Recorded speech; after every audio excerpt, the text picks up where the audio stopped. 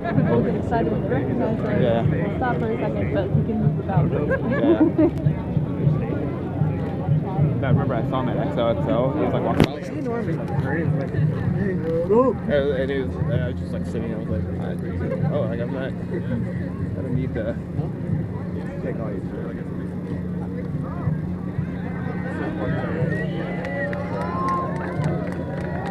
Good morning! How you guys doing in Makerfaire? Oh, I love it! Are we ready to get started? Yeah! I think this thing's going to back up a couple steps to show you it's a real robot. Yeah, there we go. Holy, whoa! Do not touch moving parts. I just cursed in my mind. What'd you do in your pants?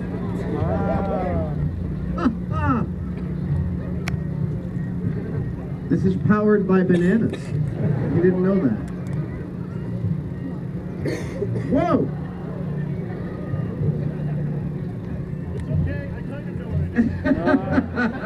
All right, are we good? I'm gonna get started. Hello, Makerfaire!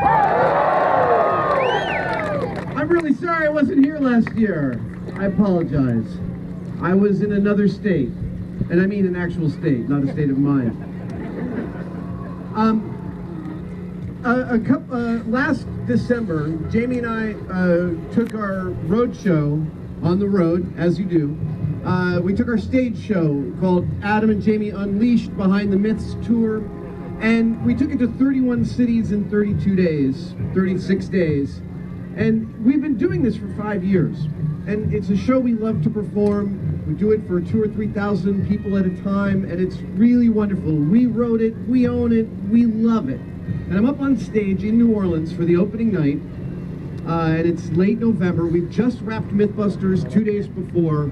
We've flown to New Orleans, we're doing this show, we get up on stage, we do the whole show, and it's fantastic. It's going really great. The crowd is wild, the food was great, and I get to the closing monologue of the show, and I turn to Jamie, and I'm about to deliver the closing monologue of the show, and I realize it's not in my head. Like, it's totally not there.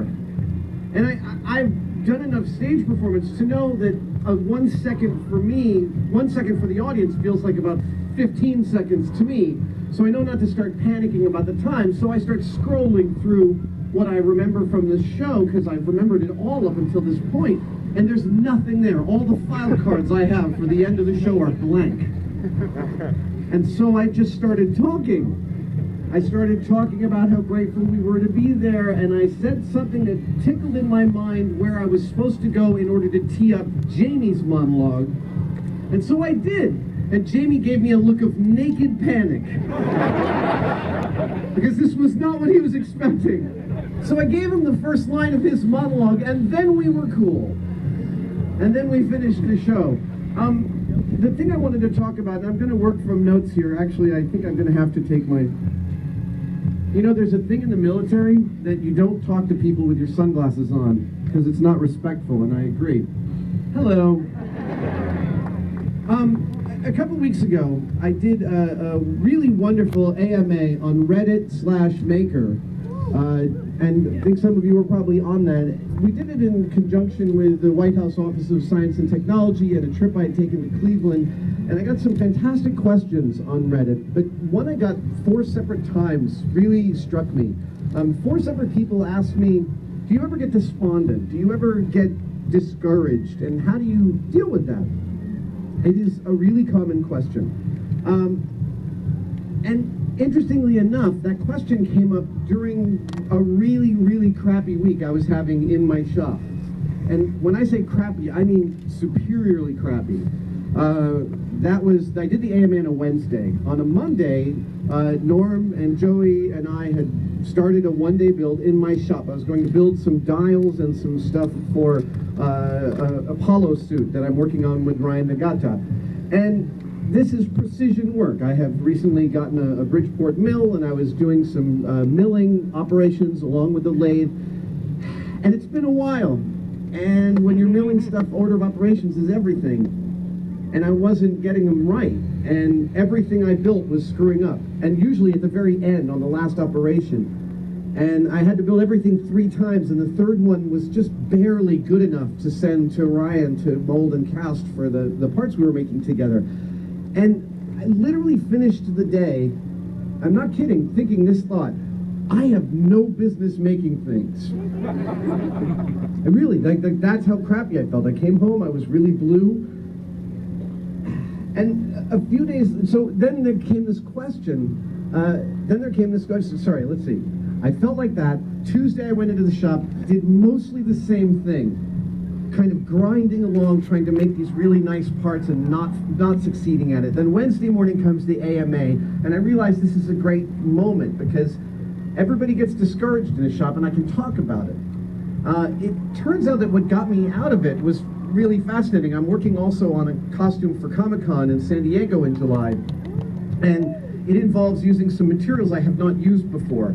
I'm not going to tell you what materials because it would give away too much about the build, but working with, oh my god, there's a power loader from Alien over there. That's really cool. The view from up here is awesome. I can see everything from my giraffe. The fact is that we all feel it. Every maker in the world feels this despondency, this discouragement, and that's part of the process. The failure doesn't just go away. When I worked at ILM, so most of you know my history. I started working in commercial special effects and in theater in San Francisco in the 90s.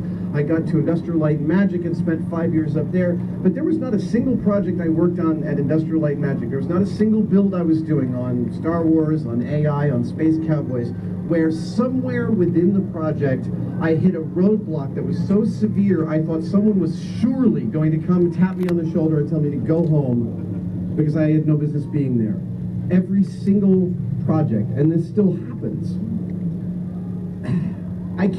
I always come to talk about making. I came to talk about making today in a wider frame. What is making? It is a term for an old thing. It is a new term for an old thing. And let me be really clear.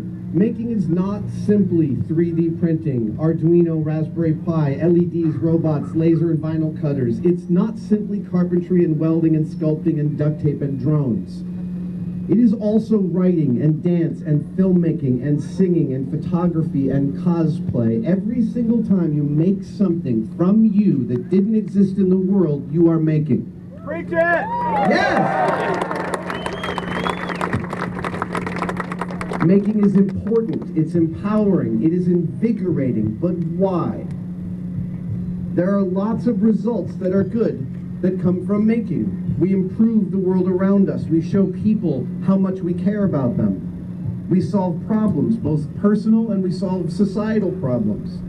But these are outside results. They're great. But the secret sauce being embedded here at Makerfaire is that it's good for kids. We all know this, but why? Why is making good for kids? So I started making, I made books that were buildings you made out of paper. It was a series called The World at Your Feet by Alan Rose, and you could build all of the international landmarks from the Taj Mahal to the Chrysler Building out of paper. And this wasn't die-cut paper. You had to cut it out with an X-Acto blade and carefully score it and glue it together. It took hours and hours and hours. But it deeply informed my understanding of how planar forms meet.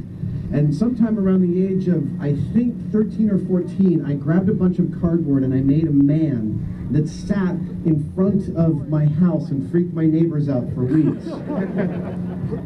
But in the process of making that man, I just had this idea, oh, I want to make a man. And I started putting it together, and I started taping it together, and I started painting it. And I seriously had this moment where, somewhere around 70% of the way into the project, I went to my mom, and I said, I just want to memorialize that at this very moment, I am perfectly happy. And what I was feeling was the empowerment that comes from the fact that I was using my hands to create something that didn't exist before. And yet what I got out of it was different than what I set out to make. This is the thing. Nothing ever goes according to plan. A great general said, no plan survives first contact with implementation. And as a crowd full of makers, you know that you set out to make something, you set out to build something, and what you end up with is never quite exactly what you set out to make. And if it's really good, it's so much better than what you expected. It's smarter than you. It's cooler than you thought you could make something, and it informs you and it teaches you. And as you live with it over the years, it gets better and it gets different because you're different. That's not a bug, that's a feature. That is part of the plan. Nothing ever built is precisely what the builder intended. Diane Arbus said, none of my photos are what I see when I'm taking the picture. They are all either better or worse. Kurt Vonnegut says, travel plans gone astray are nothing but dancing lessons from God. Picasso said, art is not an aesthetic operation, it's a mediator designed as a form of magic to... Sorry. Art is not an aesthetic operation. It is a form of magic designed as a mediator between this strange, hostile world and us. The world is a cool place, and we are insignificant. Sorry, kids, it's totally true. Life will be full of strife, hurt, disappointment, and failure. And as a parent, and the parents here know this, one of our jobs as a parent is to both protect our children from this knowledge until they can properly process it and deal with it. We have to protect them and prepare them at the same time. Hold on, I gotta turn the page. I can't wait to see how this turns out. Making things and being a creator is the ritual by which we experience that in microcosm.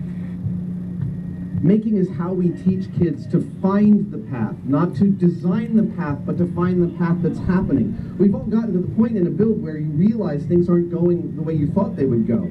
You realize a radical new direction is necessary. Again, that's not a bug, that's a feature. It's how we learn. It's how we learn to deal with life. The joke about Carnegie Hall, how do you get to Carnegie Hall, is practice, practice, practice. Failure requires practice too. We have to practice to fail better. Einstein said that success is nothing but failing without lowering your enthusiasm. What does bringing making to kids how does bringing making to kids fit within the educational landscape? I am not an educator. Teachers have a really, really difficult job, and my hat is off to them. I had some amazing ones, and I find the idea of facing a room full of children and keeping them interested terrifying.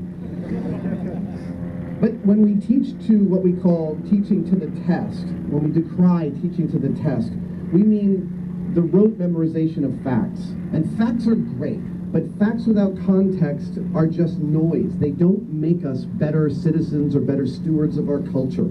And we've all had great teachers. Every single person here has probably had a great teacher, someone who showed them something they didn't expect. And I want you to, right now, just a thought experiment, think about that teacher. Remember them. Why do we remember them? Why were they important?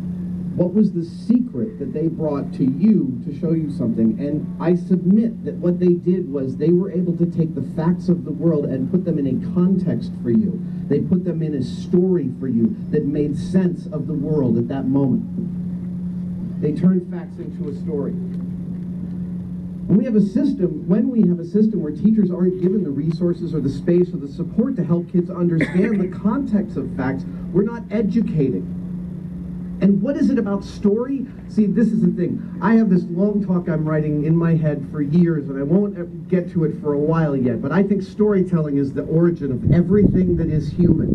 I think that our sentience makes us natural storytellers, and that we invented language around the campfire in order to tell better stories. Even if the story is, hey, this arrowhead kills the bigger thing faster so we can eat longer. Everything you make is a story about you. As one of the very limited number of sentient beings in this tiny section of our galaxy, our culture thrives best when we are all contributing our stories. And it has never been a better time to be a maker. We all totally agree with that. out here with thousands of Makerfaires and hundreds of thousands of people being exposed to 3D printing and vinyl cutting and welding and machinist. And, I mean, all of this stuff is so beautiful to watch what kids can do.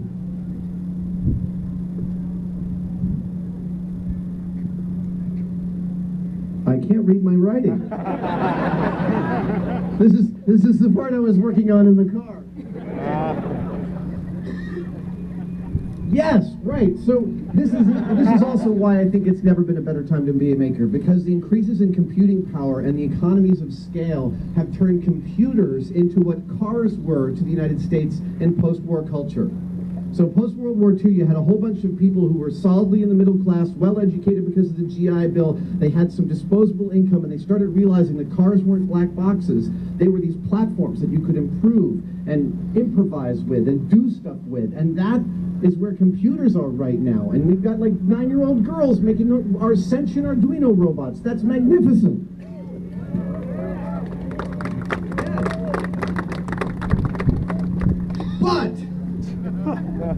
But, and this is really important, the opportunities for making are not evenly distributed right now. If we're going to progress as a people, as a species, as a culture, we need to heal the things that divide us. I don't think anyone doesn't agree with that. The things that divide us socially, economically, racially. One of the great things about right now being a maker is the Obama administration. They believe strongly in this. There's a first White House to have a Makerfaire in the White House. I'm standing on a giraffe that went to the White House. Amazingly, somehow this thing got frisked by the Secret Service and allowed to enter the White House. How do you frisk a giraffe? Sir, are you comfortable with me touching the inside of your robot leg? On behalf of the White House Office of Science and Technology and the White House Director of Making, Andrew Coy, a few weeks ago I went to Cleveland, which is a city looking powerfully at ways to heal the divides within that city. Again, racially, economically, socially. We went to some of the neighborhoods. Cleveland was the city, one of the cities in the United States hardest hit by the economic downturn. Whole neighborhoods absolutely razed by the housing crash. And we went to Boys and Girls Clubs and saw maker spaces in those, the public libraries. These groups are leading the charge to bring making to every kid. Because when a kid realizes that they can reach out and alter something and make it a little bit better, they've made their sphere a little better. But really, because of what happens in the mental process, they've actually made the world a little bit better. This is my mission. We need to make sure that the threshold for making is as low as possible for absolutely everyone. This is how we empower all the members of the next generation to make the world in their image. Thank you.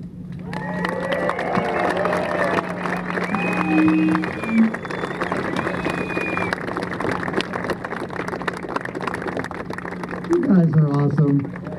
I have some time, so now I can take some questions from the audience. Who's got a question? Yes, sir. Hi. So, Kevin, my daughter's name is Amelia. She's 10 months old. She's back there somewhere. It's the very first Makerfaire ever. Hopefully one of many. A recent study showed that there is no difference between boys and girls in elementary school and their interest in STEM subjects, but that the interest drops off substantially in high school for girls. Yes. The leading theory is peer pressure. How do I understand that? Right. So this is a father of a 10-month-old daughter. He notices that the studies show that in elementary school there's no difference in the curiosity of girls and boys, but by the middle school and high school the girls. So there was actually a TED Talk this year by a woman that talked about the fact that by 13 years old the girls in her coding classes would rather say they hadn't done the assignment than show her 5 failed attempts at coding. That by that age, girls have already been inculcated with a cultural idea of perfection that is not serving them to fail safely, whereas boys somehow seem to be gathering that a little bit longer. And number one, I've gotten asked a lot how to get girls interested in science, and I say ask girls. They are actually more powerful social scientists than all of us put together. They're watching what we do and judging us. Gently. And it is, again, that's the thing about making is that it's failing safely. The two most powerful teachers I had were teachers that told me they didn't know. When I asked a question they didn't know, they said, I don't know. And I remember being thrilled by that. That was fantastic. But not a lot of teachers do that. It's hard to control a class full of people. So again, I'm now rambling because I don't have a distinct answer, but my thinking is, what I've always done with my kids is put what's in front of them that they're interested in. We actually had I've done okay in television over the past decade and a half. And I've been trying to tell my kids that I've given them a terrible example because I've had a successful TV show for their whole childhoods. And that's not reality. That's the fantasy. So I don't shower expensive gifts on my kids. That's by design. They fly coach, and that's where they should be. I've gotten some looks. But this Christmas, they both asked me for expensive gifts, specifically in relation to music. And I was with some friends of mine who are professional musicians in San Diego, and I was saying, should I get these gifts for my kids? And the musicians were like, absolutely! Just do it! Stop talking to us and order them! And they've been the greatest pair of gifts ever, because my 17-year-old twin boys have been making music obsessively since Christmas with these tools that I bought them, and that's really rewarding as a dad. I don't have girls, so I can't speak to that. I can tell you that teenage boys are disgusting. They smell like sweats, Old Spice, and farts. And yet, I'm totally inspired by them. Yes. You have something for me. Oh my God, it's a drawing of me. Wait a second. Ah, that's beautiful. Look at this. Thank you.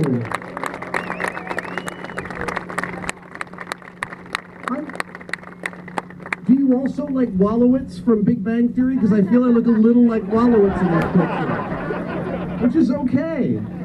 Thank you so much. Yes, sir. So you talked a lot about how it's on parents to inspire their students to make. How much is it also on other children and other students to inspire each other? How much is it on other children to inspire each other? Well, children are horribly cruel to each other.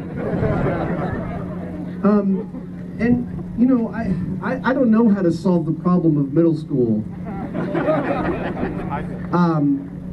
But, you know, I had a terrible time in middle school. It was awful. I got in fights. I didn't have any friends. I felt at the, you know the hierarchy of your class.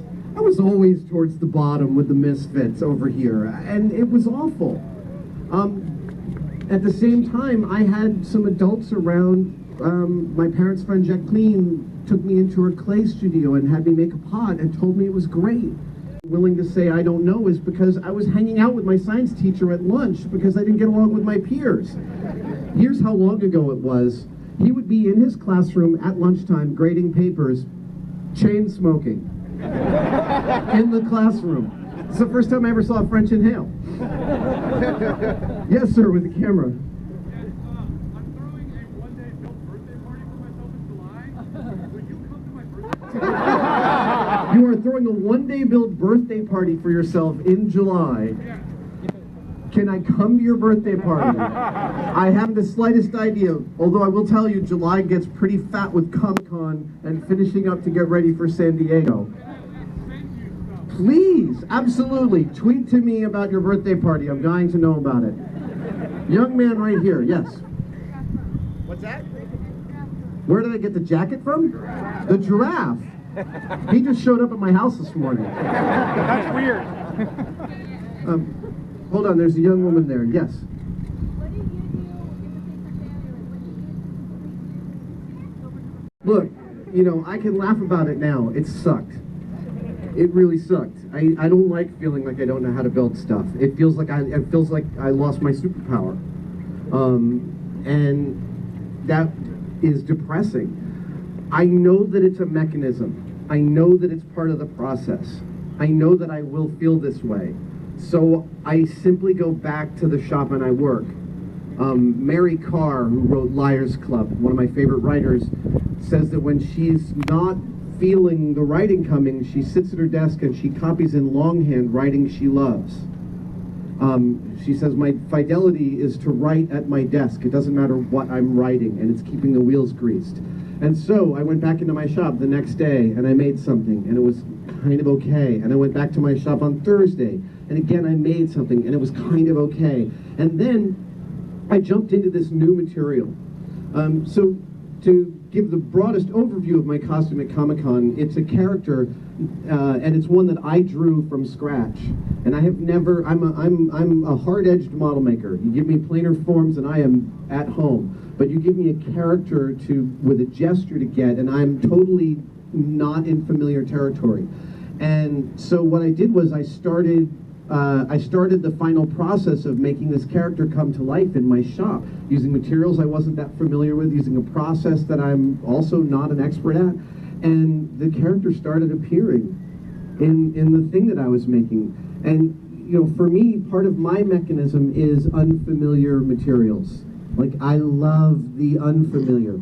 So when clearly what I've learned from this is that when I'm working with stuff that I think I know how to do, I set probably unrealistic expectations on myself. Or I also set unrealistic expectations on what I can achieve within a certain period of time.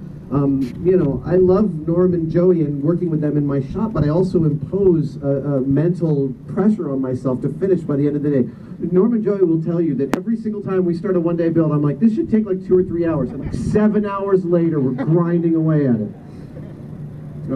Yes. What's that? Yes, sir. You. Hold on a second.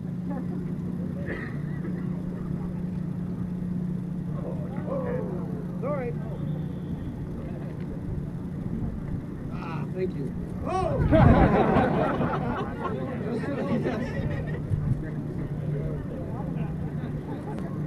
There you are, young man. So, just to let you know, I'm going to be signing stuff after this for like an hour, somewhere nearby here. Someone from Makerfaire will tell you. Yes, young lady. Are there any myths from Mythbusters we haven't tested? Oh yeah, tons. In fact, I can't stop gathering them. I still have this mechanism when I come across a news story that is testable. I just put it in my Evernote document of untried myths.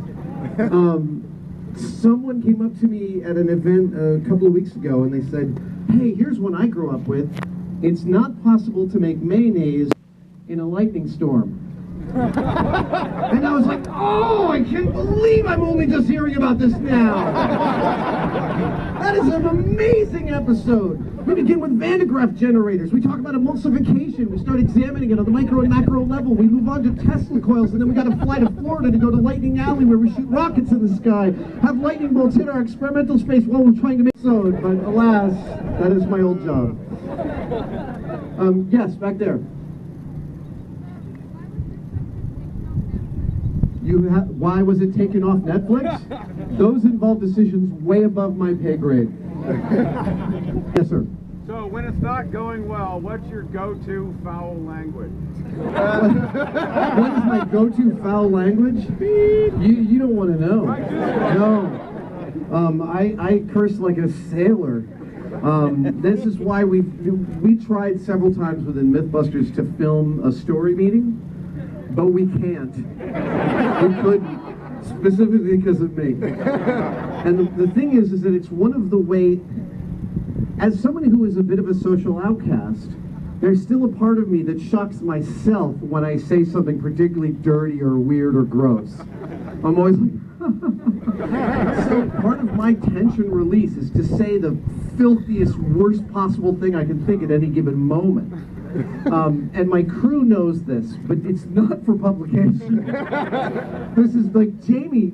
There were lots of times when I think probably 3 or 4 times over the course of shooting Mythbusters that Jamie would pull me into his office and go, you know, if any of the things that accidentally got recorded make it out, it could be the end of your career. I'm just, I don't even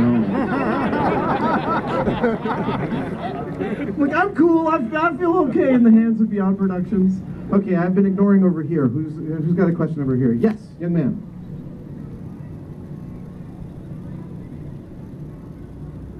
Besides music, what else do my kids make? That's a great question. You know, they're 17, so they're just really starting to come into their own. One is a very accomplished singer. He's at Oakland School for the Arts. The other has been obsessively playing the guitar and writing songs.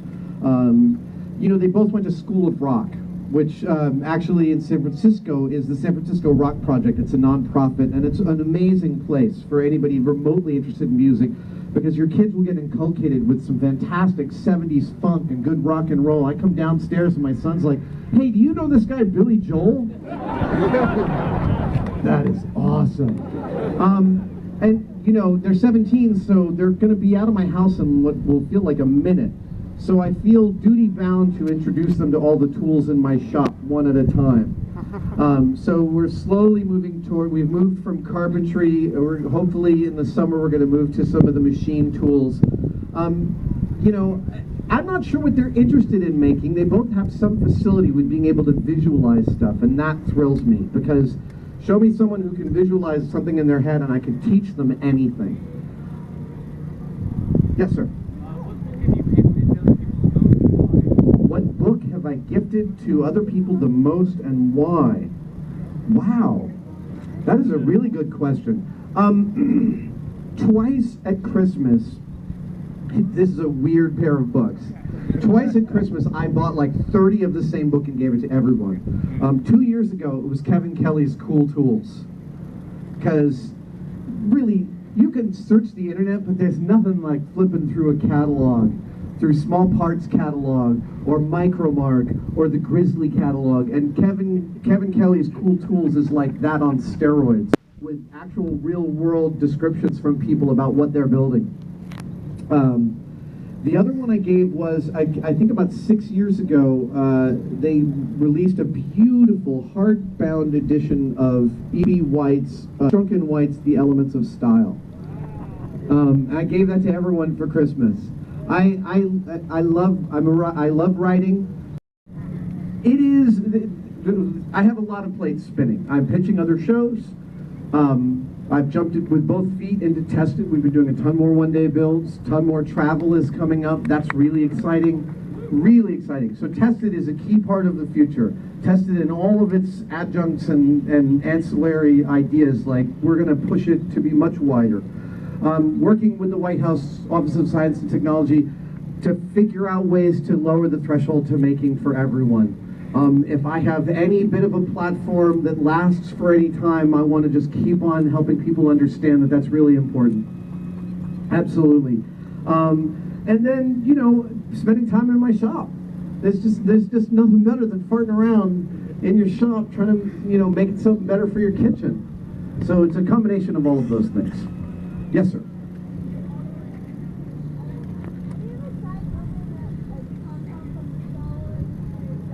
Have I ever tried making a tauntaun from Star Wars for myself? That is a really cool question, because the fact that I didn't end up with the tauntaun that I built for the Mythbusters episode made me very sad. But it's not, it's basically because by the time I got back to it after we'd finished filming that episode, it was like halfway rotting.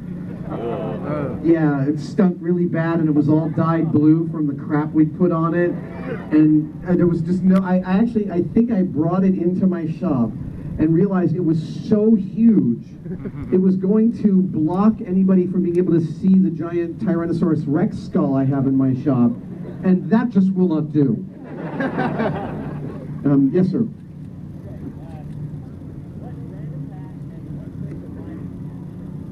What flavor of what brand of hat and what flavor of Linux?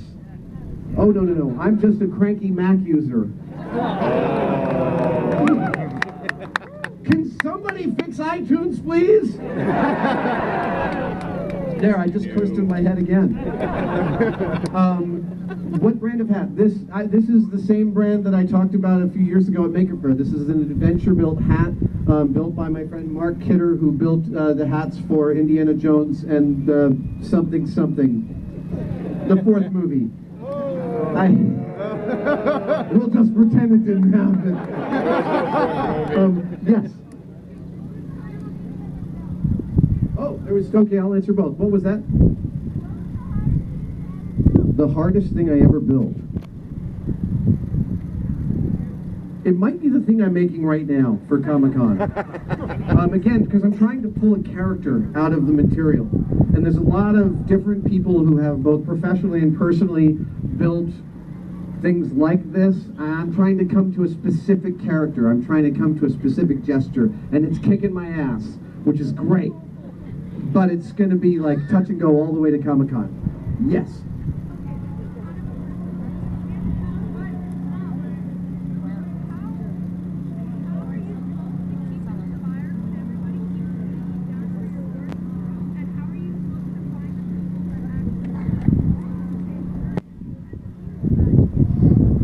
I love you. Great question. How do you keep inspired when people are denigrating your work? Oh, sweetie. Wait a second.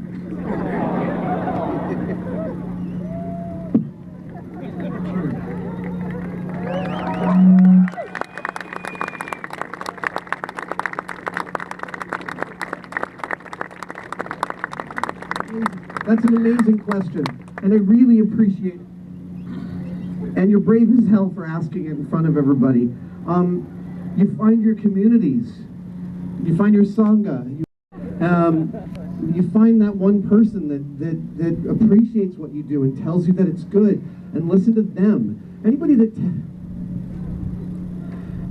tells you that your work is, that's denigrating your work or denigrating the effort you're putting into it is an asshole.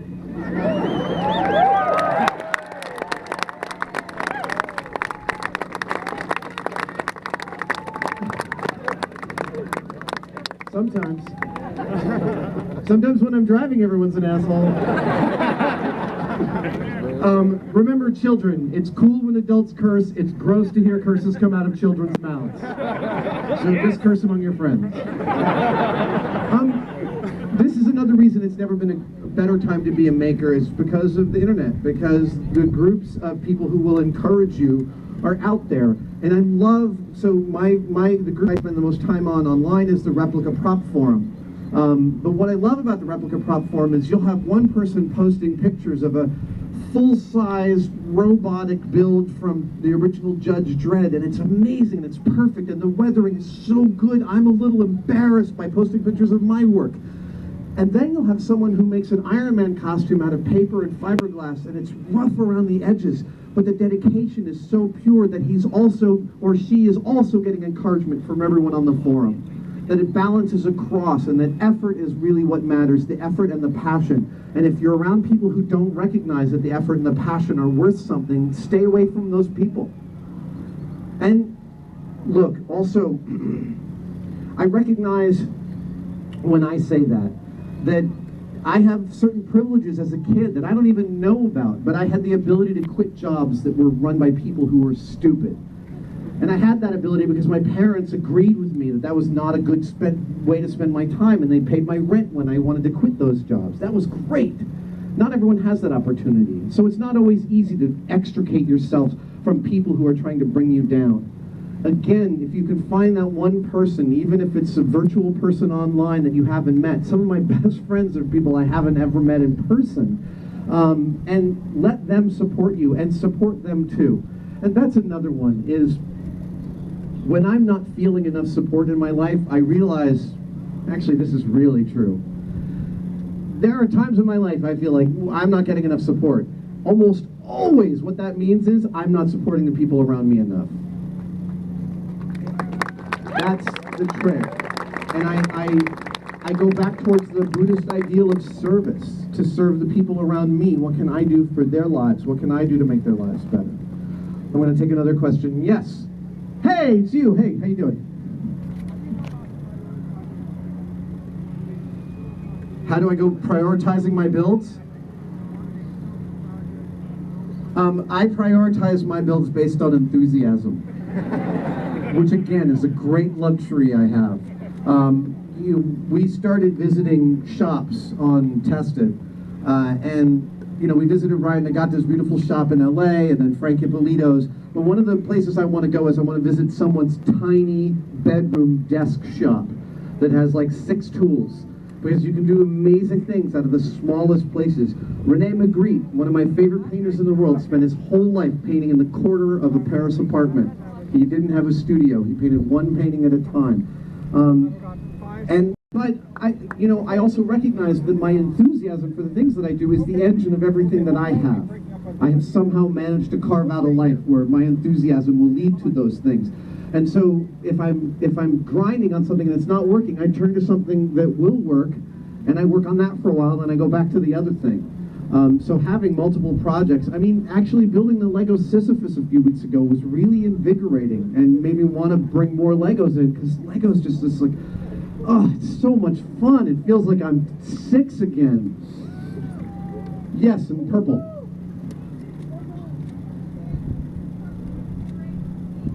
You're welcome. You're welcome. Yes, young man. My favorite myth that I busted, I can't possibly have a favorite, because you never point to your children and say which one's your favorite.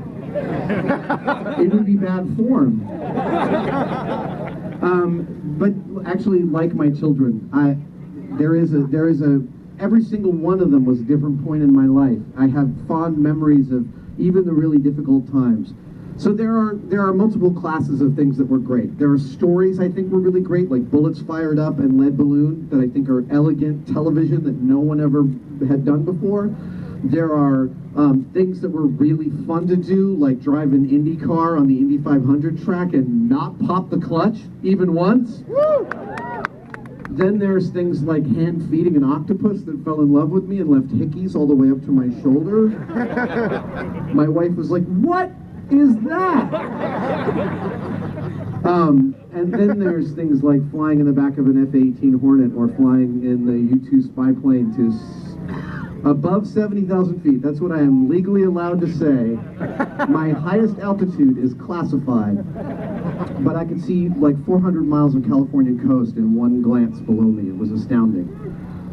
Mythbusters inexorably changed me. The myth that it busted for me is that you need a science degree to be a scientist. I am now a scientist because of Mythbusters, and I don't even qualify that anymore. We did a shoot at the Academy of Sciences, the Steinhardt Aquarium in San Francisco, and their head biologist, Rich Ross, does not have a degree in biology. He is just one of the world's experts in raising cephalopods in captivity, and there he is with the job of head biologist at the Steinhardt. That is the most inspirational thing I've ever imagined. Yes, sir. What do you personally feel is the best explosion you've ever set off? The best explosion, it's water heaters, hands down. Dude, the thing is that all explosions happen so fast, you don't really get a chance to experience them. So it's literally like a crack, and then it's gone, there's a shock wave, and you run towards the high-speed camera to see what happened. Also, there's a distinct difference between what you see and what you hear, because, you want to be far enough away not to die. So the explosion happens in silence, because the speed of light is so much faster than the speed of sound, and then the sound hits you, along with the shock wave. Wow, this whole thing moved. But water heaters, you're close enough, because we could be inside a double-ended 20-foot container bunker, and the explosion itself is really slow, comparatively. So it sounds like, the water heater, when it detonates, sounds exactly like the Wile E. Coyote in your head wants it to feel like. It's this long, lugubrious thud, and you feel it in the ground and then in your chest. I have often said it feels exactly like falling in love. What is the first thing I ever hacked, built, or repaired? Oh my God, that's great. I remember I I think I was 8 years old, and my parents bought me a personal tape recorder, like a tape cassette recorder, and I was using it to make little radio plays. So one of the tricks I did was I would record half of a conversation, and then I would take the tape, rewind it, and go down to my parents, and I would have a conversation with my tape recorder. Like I'd record, "Fine, you?" And I'd go down and say, "How are you?" And the tape recorder would say, "Fine, you?" Then I recorded a James Bond kind of drama. And the drama consisted of me wandering from room to room going, "Wait, who are you? Ooh, ow, ooh, ah, ooh, ah, ooh, ah." I beat that guy up. "Wait, who are you?" And we did that for hours. And then I was running upstairs with the tape recorder with the cord coming out of it, and the cord got caught behind a door. So as I was running up, the tape recorder zipped out of my hands and fell down the stairs. And my sister Kate's boyfriend, Phil, knew the magic of taking screws out of the back and taking a look inside, and he found the belt that had come off the main drive wheel, and he put it back on, and I watched that happen, and I was 10 times smarter at that very moment. Let's see. Yes, sir. The most memorable injury. I think I'm still not able to talk about that one. Wait a minute. Just thinking about that. No, I shouldn't. Ask Jamie.